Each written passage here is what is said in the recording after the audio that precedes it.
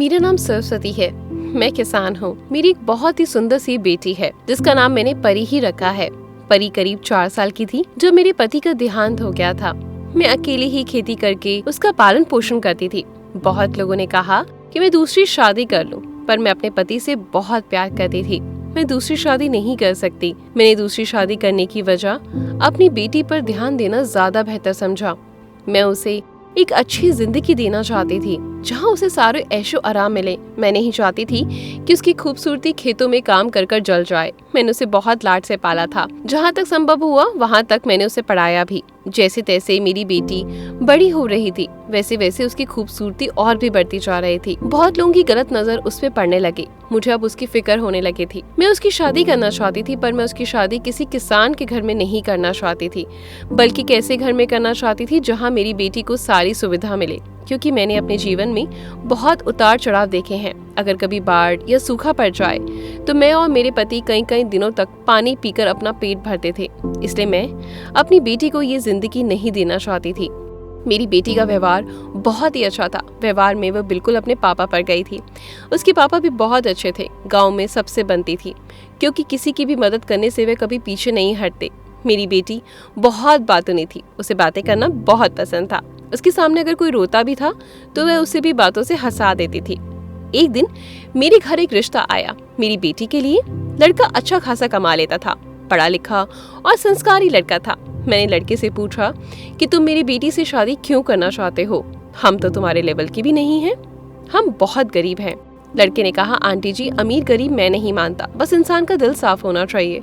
मैंने बहुत सुना है आपकी बेटी के बारे में। दिखने में बहुत खूबसूरत है, पर उसका व्यवहार और भी अच्छा है, इसलिए मैं उसे शादी करना चाहता हूँ। आप फिक्र मत कीजिए, मैं उसे दुनिया की तमाम खुशी दूंगा। पर मैं ये शादी से पीछे हट रही थी, क्योंकि लड़का हमारे गाँव से काफी दूर रहता था।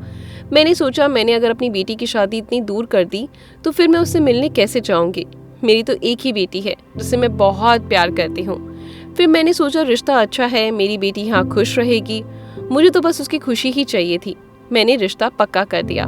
शादी का सारा खर्च मेरा दामाद ने उठाया। शादी बहुत ही धूमधाम से हुई। आज मुझे खुशी भी थी तो दुख भी था। खुशी इस बात की कि मेरी बेटी अब हमेशा खुश रहेगी, और दुख इस बात का कि मेरी बेटी मुझसे दूर जा रही है। अब मुझे उससे मिलने के लिए तरसना पड़ेगा। मैं और मेरी बेटी के एक दूसरे को गले लगाकर मन भरकर रोए। मेरा दामाद बोला, रोइए मत माँ जी, मैं आपकी बेटी का बहुत ख्याल रखूंगा, आप फिक्र मत कीजिए। दामाद के मुंह से ये बात सुनकर मेरे कलेजे को ठंडक पहुंची। मैंने अपनी बेटी को विदा कर दिया। मेरा घर बहुत ही सूना हो गया था। मेरा घर अब मुझे ही काटने को दौड़ता था। मुझे अपनी बेटी की बहुत याद आती। उसकी बातें तो खास कर उसका आवाज सुनकर दिल खुश हो जाता था। उसकी नई नई शादी हुई थी, इसलिए मुझे उससे मिलने जाने में थोड़ी शर्म आती थी। मैं सोचती पता नहीं मेरा दामाद क्या सोचेगा मेरे बारे में। समय ऐसे ही बीत रहा था। मेरी बेटी की शादी को 6 महीने हो गए, पर अभी तक मैं उससे मिलने नहीं गई और ना ही उसने कोई खबर भेजी। माना कि मेरे पास मोबाइल नहीं है, पर वह कम से कम एक खत तो भेज सकती थी। मैंने सोचा क्यों ना मैं जाकर मिलूं। एक दिन मैं उसके घर पहुंची। उसका घर बहुत बड़ा था, घर में नौकर चाकर भी थे। ये देखकर मुझे बहुत खुशी हुई। मैंने सोचा मेरी बेटी कितना खुश हो गई यहाँ पर। मैं घर के अंदर गई तो मुझे शर्म आने लगी, क्योंकि मेरे कपड़े पुराने थे और थोड़े फटे हुए भी थे। मुझसे अच्छे कपड़े तो घर के नौकरों ने पहन रखे थे। जब मैंने नौकरों को बताया कि मैं इस घर की मालकिन की माँ हूँ तो वे लोग मेरे को देखकर हंसने लगे। तब तक मेरा दामाद आ गया। वह मुझे एक कमरे में ले गया और बैठने को बोला। मैं बैठ गई। मेरा दामाद भी कमरे में एक सोफा पर बैठ गए और अपना फोन चलाने लगा। ना तो वह मुझसे पानी पूछा, ना ही मेरा हाल चाल। मुझे बहुत अजीब लगा। थोड़ी देर बाद मैंने अपनी बेटी के बारे में उससे पूछा तो वह बोला कि परी मेरी मासी के घर गई हुई है, 2-3 दिन में आ जाएगी, आप 2-3 दिन बाद आ जाना। मैं उदास हो गई। फिर मैंने कहा, बेटा एक गिलास पानी पिला दो। तो मेरा दामाद नौकरों के हाथ से एक गिलास पानी भिजवाया और वो पता नहीं कहाँ चला गया। फिर मैं अपने घर लौट आई। करीब 1 हफ्ते बाद मैं फिर से अपनी बेटी के घर मिलने गई, पर आज फिर मेरे दामाद ने कहा कि वह उसकी नानी के घर गई है। आज फिर मुझे अपनी बेटी से मिलने बगैर आना पड़ा। पता नहीं क्यों मुझे ऐसा लग रहा था कि जब मेरी बेटी किसी तकलीफ में है। मैं करीब 1 हफ्ते बाद फिर अपनी बेटी के घर गई। आज भी मुझे खाली हाथ वापस आना पड़ा। अब मैं जब भी अपनी बेटी से मिलने जाती, मेरा दामाद कोई ना कोई बहाना बनाकर मुझे अपनी बेटी से नहीं मिलने देता। देखते देखते 8 महीना गुजर गया। मुझे अब यकीन हो गया कि मेरी बेटी उस घर में किसी तकलीफ में है। एक दिन मैं रात के अंधेरे में उसके घर में घुस गई। सब लोग सोए हुए थे। एक कर सारा कमरा खोलकर देख रही थी। मेरी आहट घर की एक नौकरानी को लग गई। मैं उससे बचते बचाते कमरे में चली गई। उस कमरे में बहुत अंधेरा था, पर उस कमरे में किसी की सिसकियों की आवाज़ें आ रही थी। मेरी आहट सुनकर वह रोने लगी और बोल रही थी कि मेरे पास मत आओ, मुझे छोड़ दो। यह आवाज़ मुझे जानी पहचानी सी लगी। मैं जैसे तैसे रूम की लाइट जलाई। सामने का मंजर देखकर मेरा कलेजा फट गया। सामने मेरी बेटी जंजीर में बंधी हुई थी। उसे देखकर कोई नहीं कह सकता था कि वो मेरी परी है। उसके शरीर पर बहुत सारे निशान, बाल बिखरे हुए, आंखों के नीचे काले दाग। वह मुझे देखकर फूट फूट कर रोने लगी। मैं दौड़कर उसे अपने सीने से लगा लिया। ऐसा लग रहा था जैसे मेरा कलेजा किसी ने काट कर रख दिया हो। मैंने उसका हाथ पैर खोले और उसे अपने साथ ले जाने के लिए खड़ा किया, पर मेरी बेटी इतनी कमज़ोर हो गई थी कि उसे खड़ा ही नहीं हुआ जा रहा था। मैं अपने सारे उसे रूम से बाहर निकाली, पर रूम से बाहर मेरा दामाद खड़ा था। मुझे उस पर बहुत गुस्सा आया, पर मैं अपनी बेटी को अपने घर ले जाना चाहती थी, इसलिए मैं उससे कोई बहस नहीं करना चाहती थी। मैं उसे ले जाने लगी तो मेरे दामाद मेरे रास्ते में खड़ा हो गया।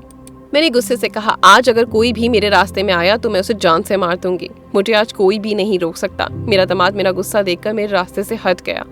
मैं अपनी बेटी को लेकर आ गई और सबसे पहले उसे अपने हाथों से खाना खिलाया और फिर मैंने अपनी बेटी का सर अपनी गोद में रखकर पूछा, परी बताओ मुझे क्या हुआ था तुम्हारे साथ। मेरी बेटी फूट फूट कर रोने लगी। मैंने कहा, रो मत, हिम्मत रखो, मैं सब ठीक कर दूंगी, पर उससे पहले मुझे बताओ कि तुम्हारे साथ हुआ क्या था वहाँ पर। मेरी बेटी ने जो बताया उसे सुनकर मैं दहल सी गई थी। मेरी बेटी ने कहा उसका पति रोज रात को उसे गैर मर्दों को सौंप देता है, उसके जरिए धंधा करवाता है। ये बात सुनकर मुझे बहुत गुस्सा आया। मैंने खुद पर काबू किया। मैं पुलिस के पास गई और अपना कंप्लेन लिखवाई। मेरे पति के एक दोस्त जो वकील थे, मैं उनके पास गई और उन्हें सारी बात बताई। वे हमारा केस लड़ने के लिए तैयार हो गए। मेरी बेटी से कुछ पूछताछ की और फिर उन्होंने मुझे तसल्ली दी कि वे मेरी बेटी को इंसाफ ज़रूर दिलाएंगे, और उन्होंने वही करके दिखाया। मेरी बेटी को इंसाफ तो मिल गया और मेरे दामाद को सज़ा भी दिलवाई। मेरी बेटी जो इतना बातूनी थी, अब वो बोलना भूल गई थी। वह बहुत कम बात करती थी, बस पूरे दिन घर में बैठकर रोती रहती। वे अपने आंसू मुझसे छुपाने की बहुत कोशिश करती। वो मुझसे कोई भी शिकायत नहीं करती, पर मुझे उसकी ये हालत देखी नहीं जाती। अब मुझे समझ में आया कि पैसा हर चीज़ नहीं होता। ये ऐशो आराम का क्या फ़ायदा जो मेरी बेटी की खुशियाँ ही छीन ली। ऐसे ऐशो आराम की बजाय अगर मैं ऐसा लड़का ढूंढती जो औरतों की इज्जत करना जानता हो, तो शायद मेरी बेटी बहुत ज़्यादा खुश होती। आज मेरी बेटी की जो भी हालत है वो सिर्फ और सिर्फ मेरी वजह से। मैं खुद को कभी माफ़ नहीं कर पाऊंगी। मैं अपनी बेटी की ज़िंदगी सुधारना चाहती थी। एक बार मैं अपनी बेटी को बोली, बेटी अगर तू कहे तो मैं एक अच्छा सा लड़का तेरे लिए देख लूँ और दूसरी शादी कर दूँ। तो वो बहुत गुस्सा हो गई। उसने कहा, शादी का नाम भी मत लेना मेरे सामने, मुझे कोई शादी नहीं करनी। मैं क्या बोझ हूँ आपके ऊपर जो मुझे हमेशा हटाना चाहती हो। मैंने कहा, बेटियाँ बोझ नहीं होती। ये तुम कैसी बातें कर रही हो, तुम मेरी बेटी हो। ठीक है माँ, अगर मैं बोझ नहीं तो मत करो मेरी शादी, मैं ऐसे ही खुश हूँ।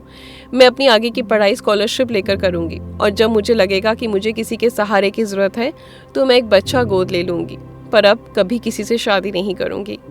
आशा करती हूँ आपको मेरी कहानी बहुत ज़्यादा पसंद आई होगी। अगर ऐसी कहानियाँ सुनना चाहते हैं तो वीडियो को लाइक और शेयर ज़रूर करें और अपनी ईशा का इंतज़ार करें। धन्यवाद।